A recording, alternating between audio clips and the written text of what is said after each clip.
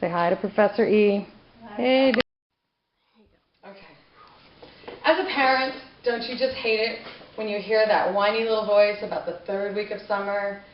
Mommy, I'm bored. Oh, you know it's coming. You know it's coming. But what are you going to do? You know, you try to keep them busy, whatnot, but you know it's going to just happen for you. Or in that first few weeks of school, that first month even, or longer, you look at their homework and you say, didn't you do this already? Don't you remember that? I remember you doing it. What's that?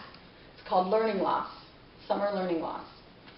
I hate that. It's another thing that just bothers me. It's like they're wasting that precious instructional time for review.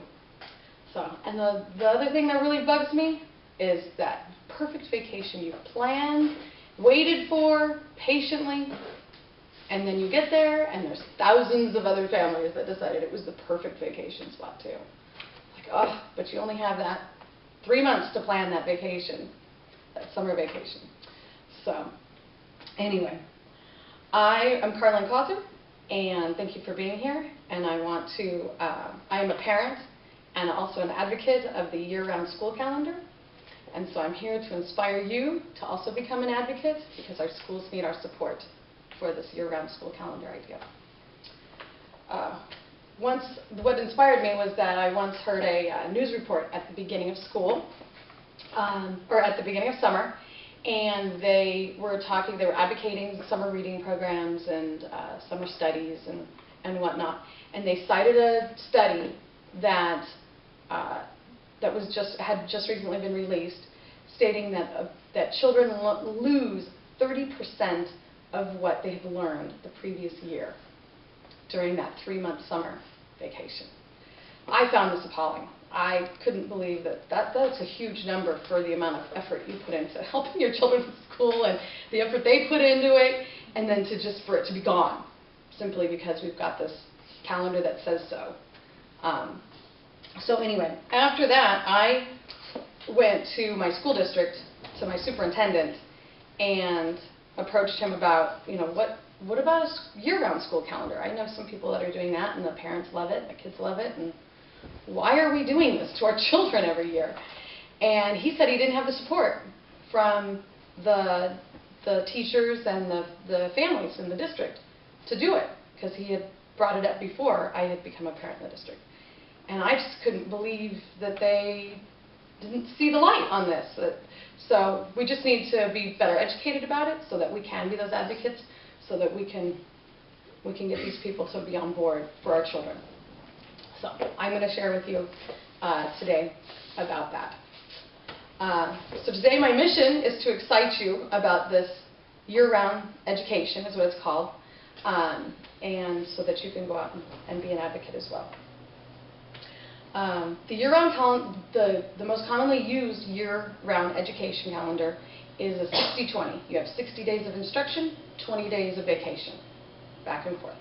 Okay? Then they also have multi-track schools, which they have 4 groups of kids enrolled, and one group is always on vacation.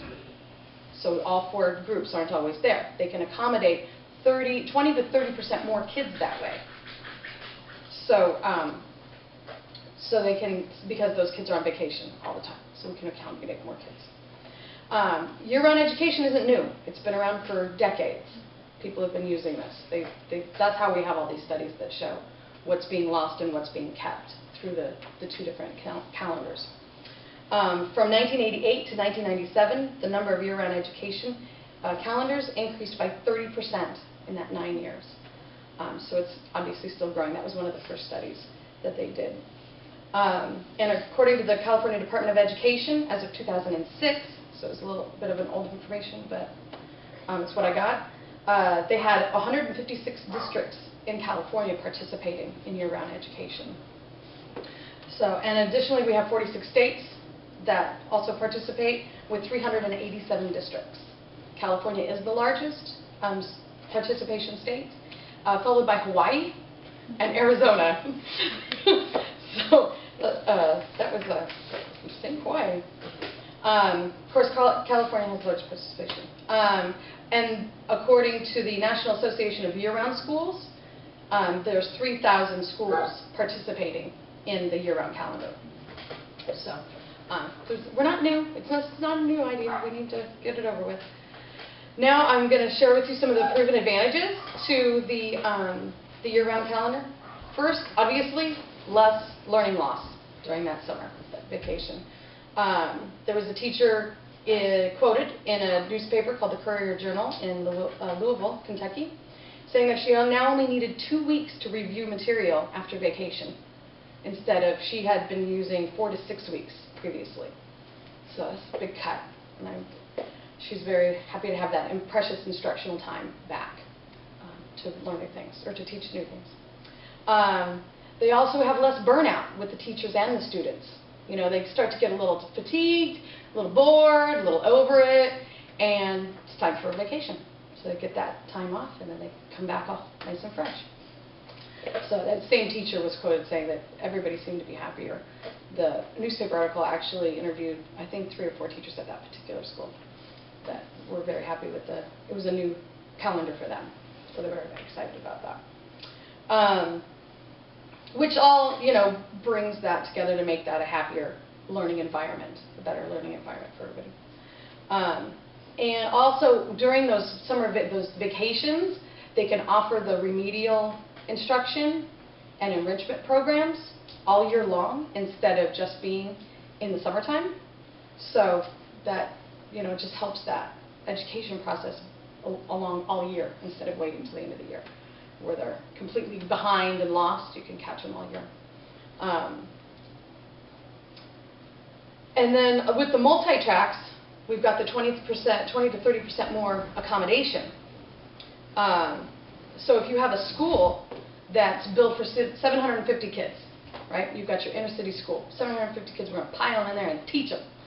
Now you can enroll 1,000 kids and have that other group on rotation. So and they are able to cut their class sizes as well. So it also eliminates that need to build new schools for them, for the overcrowding of schools. You can reduce the class size and still accommodate everybody and more people. But you should also know that there's some opposition to the year-round calendar. Teachers, districts, even parents, families. So the teachers have brought up that with the multi-track schools, they have to pack up their classroom at their end of their 60 days. Now that's inconvenient, but yet there's another teacher coming in to be able to have a new group of kids. So it's kind of like, okay, well, it's kind of a pain, but they're also making a little bit more money on multi-track. Those teachers actually get paid a little bit better. So it's kind of a tough it out. Pack up some boxes. Keeps you, you know, so you're not rooms is overstuffed all the time, you know.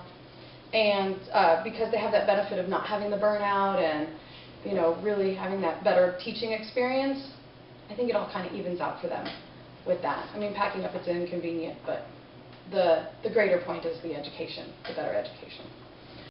I appreciate you all being here to let me share this with you, and I hope that you can go out into the community and help me be an advocate for the schools and the teachers and the district.